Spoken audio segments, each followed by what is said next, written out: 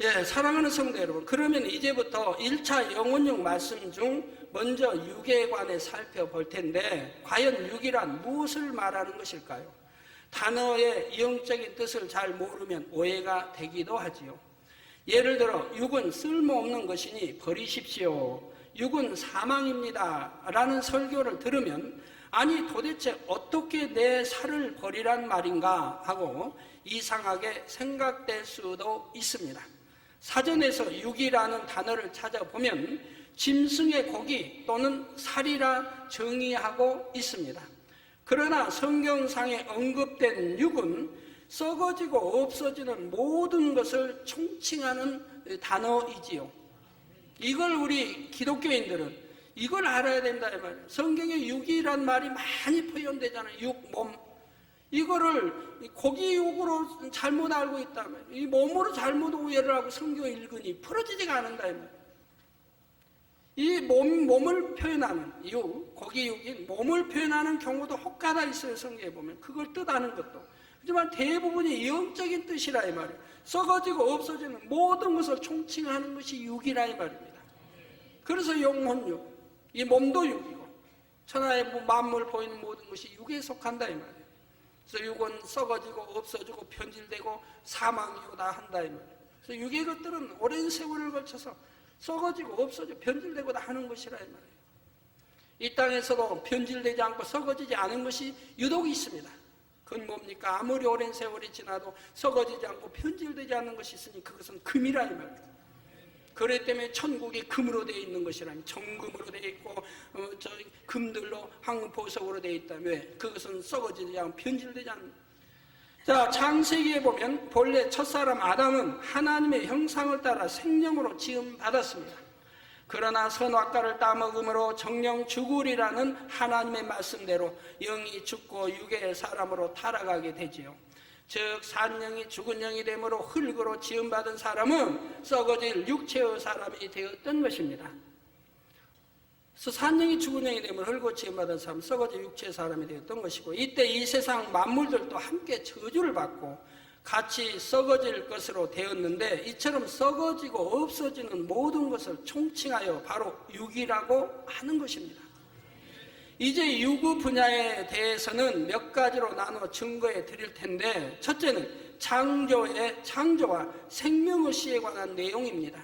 하나님께서는 여섯째 날에 하나님의 형상의 모양대로 흙으로 육체를 만드시고 코에 생기를 불어 넣으심으로 살아있는 영이 되게 하셨습니다.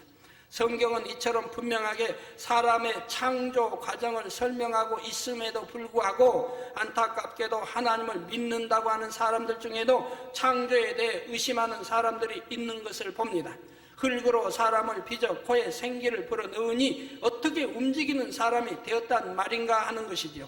왜 이런 의심이 생길까요? 바로 하나님의 말씀이 자기 생각과 지식에 전혀 맞지 않기 때문입니다. 하나님은 무에서 유를 창조하셨다는데 우리 사람은 재료를 가지고 무엇을 만들어내는 유에서 유의 창조만을 배웠기에 믿음이 생기지를 않는 것입니다. 그러나 여러분 한번 생각해 보십시오. 요즘은 생명과학이 매우 발달하여 세포의 유전자 정보를 담고 있는 DNA를 가지고 얼마나 많은 일들이 진행되고 있습니까? 과학자들은 유전자를 조작하여 식물의 새로운 품종을 개발하여 다양한 유전자 변형 식품을 만들어냅니다. 또 유전자를 이용하여 의약품이나 대체 에너지를 개발하고 인공 장기를 만들어내기도 하며 복제양 돌리와 같은 생명체를 탄생시키기도 하지요. 심지어는 죽은 사람의 세포나 유전자를 기증받아 인간 복제도 가능하다고 하는 사람들도 있습니다. 그러나 참 다행한 것은 인간 복제가 어렵다고 지금 판명이 나오고 있죠. 실패했다 이 말이에요. 그리고 인간 복제는 어렵다라고 나오고 있습니다. 만약에 인간 복제가 된다고 해보세요. 그럼 그거는 짐승과 다름이 없게 됩니다. 왜? 영이 주어지지 않기 때문에, 혼과 몸만 되기 때문에 짐승과 다름없게 돼버린다 이 말이에요. 그런데 다행하게도 인간 복제는 참 어렵다라고 지금은 나오고 있다 이 말이에요. 짐승 복제와는 달리 인간 복제는 어렵다. 감사한 일이지요. 피조물인 사람도 이러할진대 하물며 전지전능하신 창조주 하나님께서 흙으로 사람을 빚으사 생기를 불어넣어 움직이게 하는 것이 무엇이 어렵겠습니까? 사람의 생각으로 이해되지 않는다 할지라도 하나님의 능력으로는 못할 것이 없다는 사실입니다. 따라서 창조를 비롯하여 성경에 기록된 하나님의 말씀을 마음으로 믿으려면 가장 먼저 제한적인 자기 생각의 한계를 깨트려 버리고 무조건 아멘으로 받아야 하는 것입니다. 사랑하는 성도 여러분, 그런데 하나님께서 남자와 여자를 창조하신 후 그들에게 축복해 주신 말씀이 나옵니다. 창세기 1장 28절에 하나님이 그들에게 복을 주시며 그들에게 이르시되 생육하고 번성하여 땅에 충만하라 하셨습니다. 곧 사람에게 번식할 수 있는 능력을 허락하신 것입니다. 하나님께서는 아담과 하와 둘만을 원하신 것이 아니라 무수한 자녀를 얻기 원하셨기 때문이죠. 하나님께서 아담과 하와 둘만을 원하신 것이 아니라 무수한 자녀를 얻기 원하셨기 때문이고, 우주는 광활하며 하나님의 나라도 끝이 없고 무한한데 거기에 아담과 하와만 두신다면 얼마나 적적하시겠습니까? 그러므로 하나님께서는 남자와 여자에게 생명의 씨인 정자와 난자를 주심으로 자녀를 낳도록 섭리하신 것입니다. 마치 밭에 씨를 뿌려 열매를 거두고 또 씨를 뿌린 농사를 짓는 것처럼 아담과 하와에게 생명의 씨를 주심으로 계속해서 인간 경작이 가능하도록 하신 것이지요. 이처럼 생명의 씨 자체가 하나님께로부터 나왔기에 하나님은 우리의 영의 아버지도 되시지만 육의 아버지도 되십니다. 부모님의 생명의 씨도 근본적으로는 아버지 하나님께서 주신 것이기 때문입니다. 사랑하는 성도 여러분, 그런데 생명이 잉태되는 분야에서 우리가 한 가지 오해하지 말아야 할 것이 있습니다. 혹 보면 하나님께서 자녀를 주신다고 하니까 자녀의 성별이나 체질, 지능과 같은 선천적인 요소까지 하나님께서 결정하신다고 생각하는 사람들도 있습니다. 그러나 하나님께서 생명의 씨를 주시기는 했지만 어떤 정자와 난자가 만나서 결합하느냐까지 하나님께서 일일이 관여하시는 것이 아닙니다. 즉 하나님께서 잉태될 때마다 간섭하셔서 누구는 남자로 누구는 여자로 결정하시는 것이 아니며 또 누구는 강한 체질로 누구는 약한 체질을 갖고 태어나도록 정하시는 것이 아니라는 말이지요. 자, 지능이 높고 낮음이나 성격이 온순하거나 혈기가 많다거나 하는 것도 하나님께서 결정하시는 것이 아닙니다. 그것도 부모의 책임이죠. 부모의 책임. 부모의 남편이 혈기가 많으니까 그 아이도 혈기가 많은 아이로 그 핏줄을 기를 받아 태어나서 그러는 거지. 자, 농부가 농사를 지어 추수할 때에도 보면 한밭에서 알곡도 나오고 죽정이도 나오는 것처럼 생명이 잉태될 때도 결합된 정자와 난자에 따라 자녀의 성별, 체질, 성격, 지능 등이 결정되는 것입니다. 그러나 여러분 알아야 할 것은 이런 안에 부모의 노력이 필요한 거예요. 정성, 노력이 필요한 거예요. 특히 이제 밭을 빌려준 밭, 엄마의 정성과 노력이 필요한 거예요.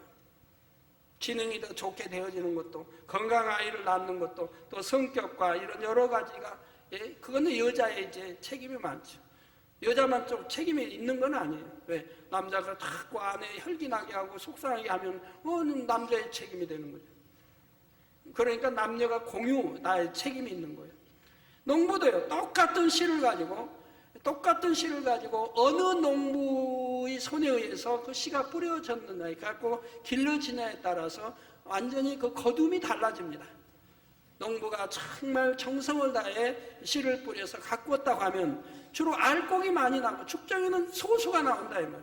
그런데 농부가 게으르고 정성을 덜 들였다고 한다면은 알곡보다도 죽정이가 많이 나오게 되는데 똑같은 씨를 심어도 말이에요. 이렇게 농부의 정성에 따라 다른 것과 같이 우리 사람의 태어남도 또 그 부모의 정성에 따라 또 결정이 많이 되어진다고 하는 사실입니다. 자, 결론을 말씀드립니다. 사랑하는 성도 여러분, 영혼육의 말씀이 내 영혼에 어떤 유익을 주는지, 또 사람은 어떻게 해서 영혼육으로 창조되었으며 만물의 영장으로서 어떻게 하나님의 형상을 닮아 나가야 하는지 다시 한번 깨달아 보시기 바랍니다. 우리 인생, 우리 사람이 살아가면서 어디에서 왔고 무엇 때문에 살고 어디로 가는 걸 알아야 되는 것이라 이 말이에요. 우리 기독교인들은 안다 이 말이에요. 그렇기 때문에 가치 있는 삶을 살아가게 된다 이 말이에요. 사람답게 살아가게 된다 이 말이에요. 내가 온 본향집을 알고 여긴 나그네 길인 걸 알고 또 내 영원한 본향집으로 돌아가는 걸 알기 때문에 내 아버지 하나님의 뜻을 쫓아서 사람답게 살아간다 이 말이에요. 그런 사람이 영의 사람이요, 그런 사람은 본향집 천국으로 가게 되고, 그렇지 않은 사람은 오기는 하늘나라에서 왔는데 이 땅에 경작받지 못하고 본향집으로 돌아가지 못하고 영원한 어둠의 세계로 떨어져 버린다. 사망이라고 하는 지옥으로 떨어져 버린다. 그래서는 아니 될 것이라. 여러분 찬송가에도 보면 내 본향집 저기 천국의 본향집 뭐 천국이라고 하잖아요. 그럼 왜 나는 이 땅에서 태어났는데 내 본향집이 천국이라고 하는지, 그것도 여러분들이 영혼육을 통해서 또 배우시게 될 거고요. 왜 그러는지. 또 육안으로는 보이지도 않는 작은 생명의 씨 안에 담아놓은 생명의 신비를 느껴보면서, 육안으로 보이지 않는다고 하는 것은 여러분 남자의 정자와 여자의 난자가 결합하여 이 생명이 잉태됩니다. 근데 남자의 정자나 여자의 난자가 우리 육안으로는 보이지 않는다. 왜? 하도 씨가 적으니까 보이지 않는다. 하도 씨가 현미경이나 이런 걸 확대해 보아야 보인다 이 말이에요. 이렇게 적은 씨 안에 우리 사람의 그 정자는 정자의 그 남자, 그 정자를 배출한 그 남자의 성격과 형상과 모든 기질과 그 모든 것이 담겨 있다고 하는 건 너무 신비로운 일 아니에요. 눈에도 보이지 않은 적은 씨의 정자의 그 여자의 난자 안에 그 부모의 그 모든 생김새까지도 또는 성격까지도 그 외에도 많은 것들이 그 담겨 있다고 하는 사실 너무 놀라운 거예요. 거기다 피부 색깔까지 그 많은 것들, 심지어는 버릇까지도 닮아 나오니 이게 너무 놀라운 일 아니에요. 버릇까지도 닮아 나오니. 이런 신비의 여러분들이 이런 생명의시의 신비를 느껴보세요. 영혼육을 통해서 그 하나님의 창조 위대하심을 찬양하시고요. 이러한 영혼육 말씀을 통해 우리의 근본이 오직 하나님 아버지께로부터 왔음을 깨달아 하나님을 더욱 사랑하고 경외하며 정령이 기쁨만 되는 만민의 성도님들이 다 되시기를 주님의 이름으로 축원합니다.